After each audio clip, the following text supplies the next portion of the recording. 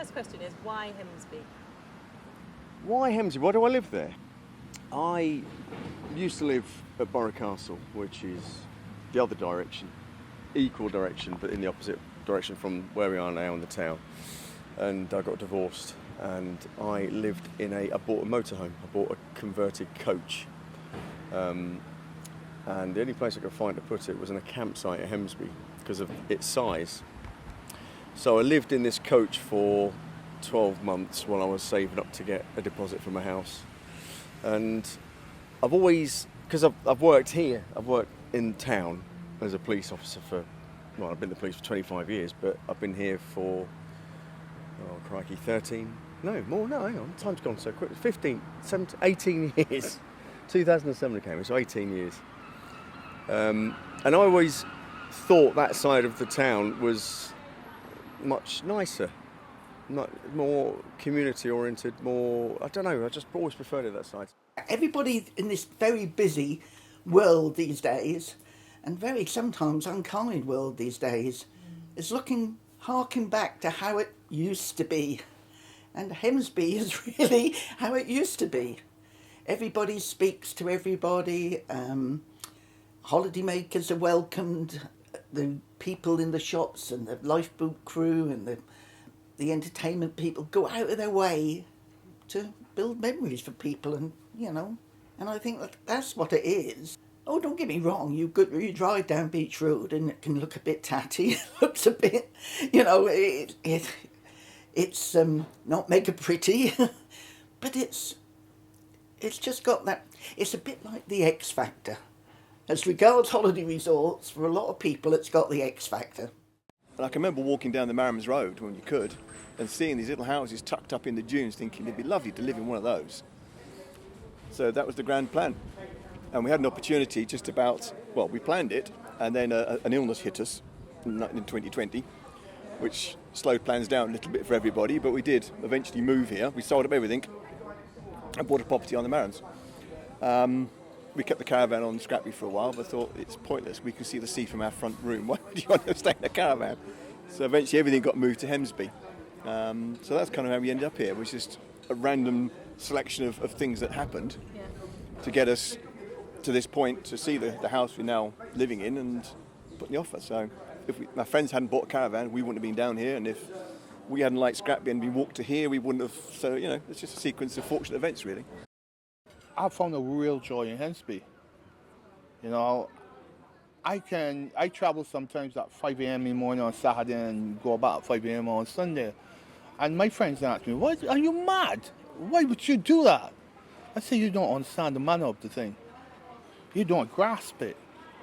Until you get fully involved with Hemsby, you don't realise how healing it is. For me, I come here to heal. I can come here and have a horrible week.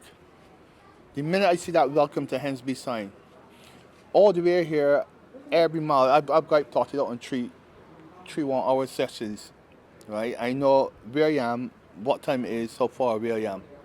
My soul slowly, all the stress just subside. The further I go, the closer I get to Hemsby until I see that sun, and then I'm so totally relaxed. Yeah, it's that kind of community spirit. I mean, I came from where we lived in the Midlands. We knew our neighbours to nod at. That's the way to put it. Some first name, mainly just, like when you're sending a Christmas card out, it's to all at number 28 from all at number, it's just, there's no names. It was just. So we moved into the Marams, and the van I'd bought or hired was the biggest van we could, which would fit down that road. And it was sticking in the road a little bit. And I'm struggling to get stuff out of the van, and a car pulled up, and the window wound down. Now, coming from where I came from, I thought, he's going to have a go because I'm sticking in the road a bit. Just my first thought was, here goes an argument. And the guy let his head. I said, "Do you need a hand?" I said, "Sorry, you're struggling with that. Let me pop out." So he just switched his car off and gave me a hand up the slope with a toolkit I had. And it was Lance. Lived further down. The guy who moved his house back. His Lance just stopped and said, "Do you want a hand?" That's the difference. That's when people on the other end of the beach car park where those houses went down in 2023, it was the same thing, that we put the shout out, "Can anybody help these people move?" And everyone does. I mean, when Kevin lost his house in December 2023, we said he can't get a van close to him because he's only got a footpath, and 48 people turned up. In fact, we had too many people. He said afterwards he went to his unit where his stuff went, and he's looking through things. He found these black plastic bags, and he thought, "What, these shoes? What was in these bags?" He opened them. They picked the rubbish up as well. They picked everything just to make sure he was out. So, you know. And I've got pictures somewhere of 2018, 19 when the houses went far end, and there's people on ropes, the lifeboat guys on a rope, trying to go into a house which is tipping off the edge of the dune, trying to get people's property out before it hits the beach and disappears forever. But that's what people do here. It's just what it's like. The reason for us moving in the first place haven't changed. This place saved my life. I was lost. I had given up. I hadn't given up on life because I was still living, but I wasn't living, I was existing. I just connected with Hemsby. You know, I started looking at it with a different perspective. Even now, I still get the same feeling. Sometimes I put my music on and I start dancing. Sometimes I listen to the ocean, to the waves. And whenever my soul is contented, I write. You know, it brings out the artistic side of me when my soul is contented, when I'm truly happy. And hence, I say people, Lorna Bevan that runs the pub here, I interviewed her about her family history. And the first thing she said to me, asked me is, why Hemsby? I said, because Hemsby saved my life. Because I was just living in the system. I was just existing. And I have always been a free spirit. And because I was just existing, I wasn't living. I came to Hemsby, I wanted to live again. Walking on that beach, it's almost like my soul is traveling with everything. I be on that beach, I hear the waves singing. You know, I hear the voices in the wind. The earth speaks to me. The sea speaks to me. I can look out and see, I took a picture one time where it was all cloudy and there was just this one shaft of light coming through the clouds.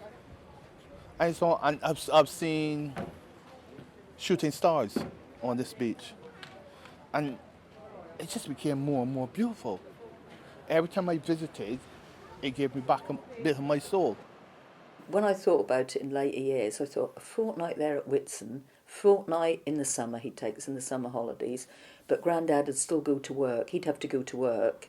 He'd take us all down there. I think it was the first time we went, he had a Bedford van that he'd put all these seats in the back, and literally with us, there's such happy memories. I mean, the budgie would come, the budgie would be swinging around in a cage in the back of the van.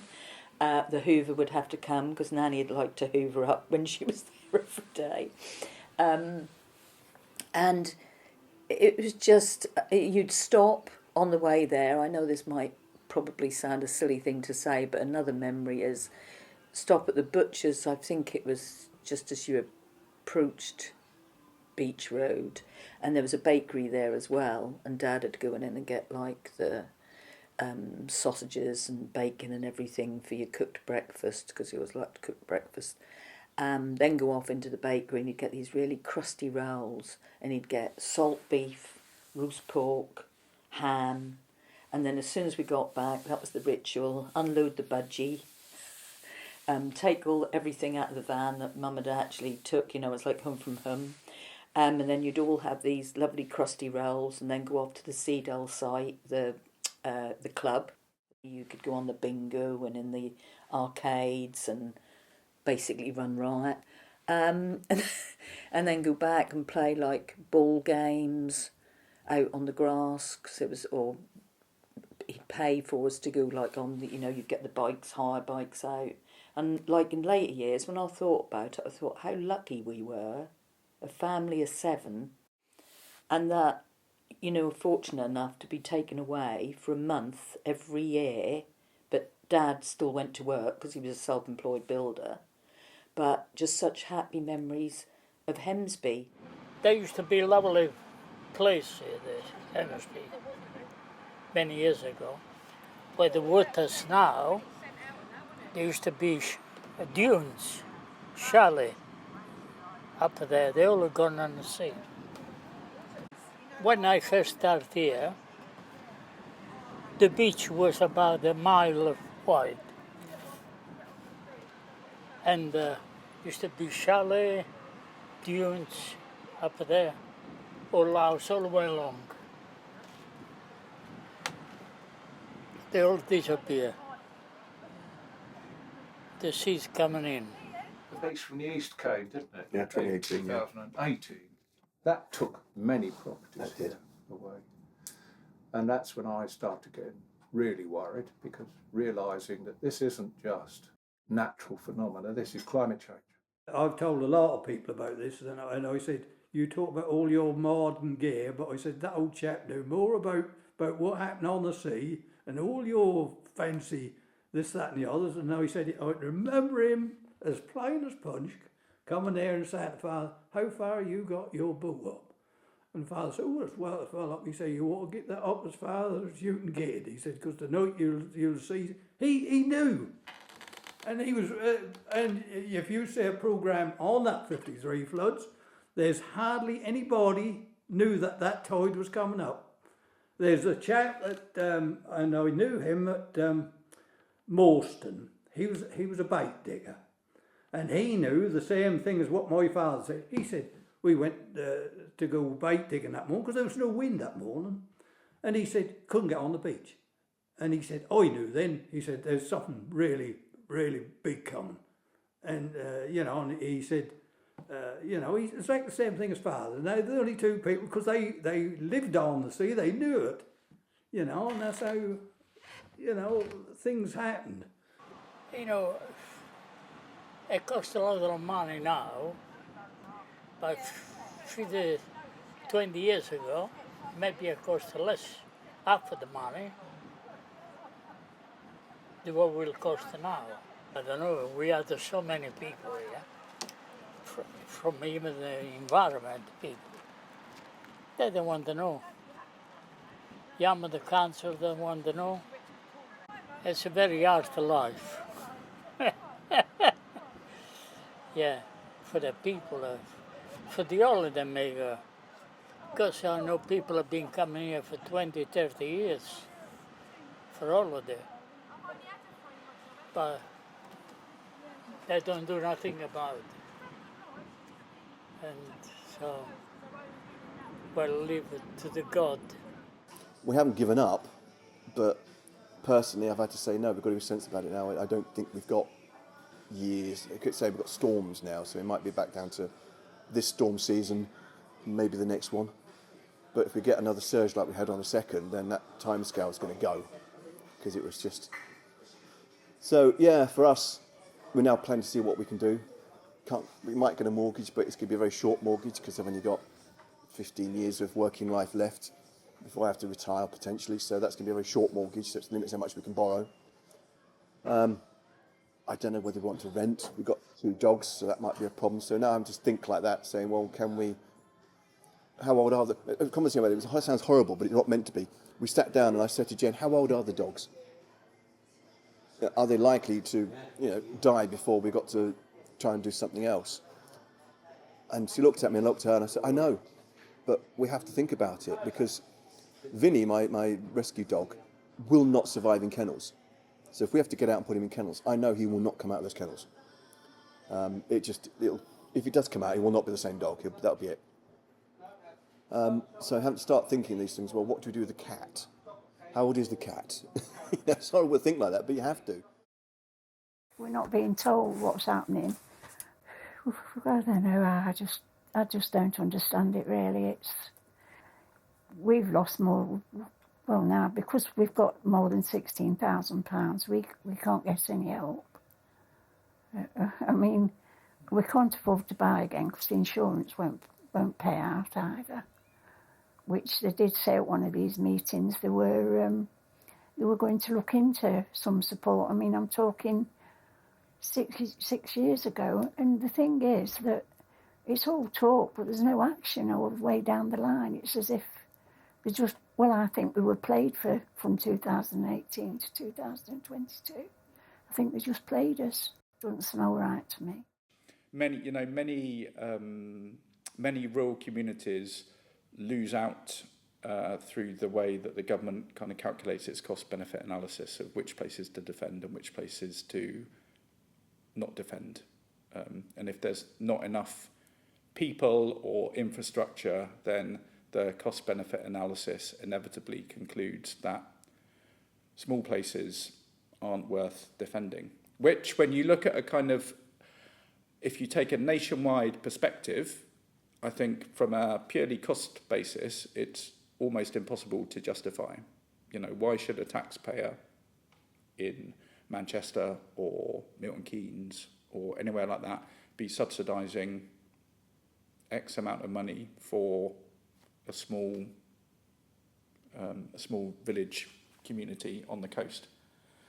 But that obviously ignores a whole host of other non-monetary issues, and I guess it's that which is often lies at the root of many of the disagreements. So kind of what people value and why, and all of those sorts of things. So the very simple way of saying it is, we're not rich enough to be saved. Our homes are not that expensive enough to be considered to be saved.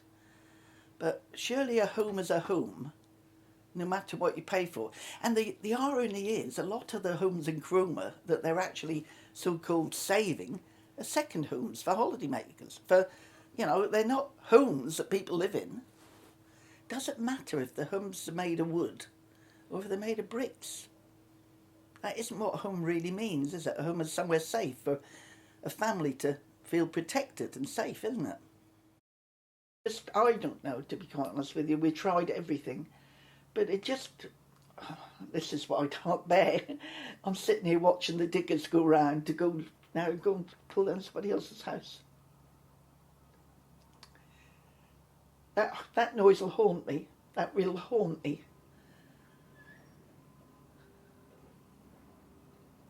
Sorry. I just watch them go past and I just think, oh my God, somebody else is now going to face misery. Yeah, sorry, yeah. You just feel like you're banging your head against a brick wall. You know,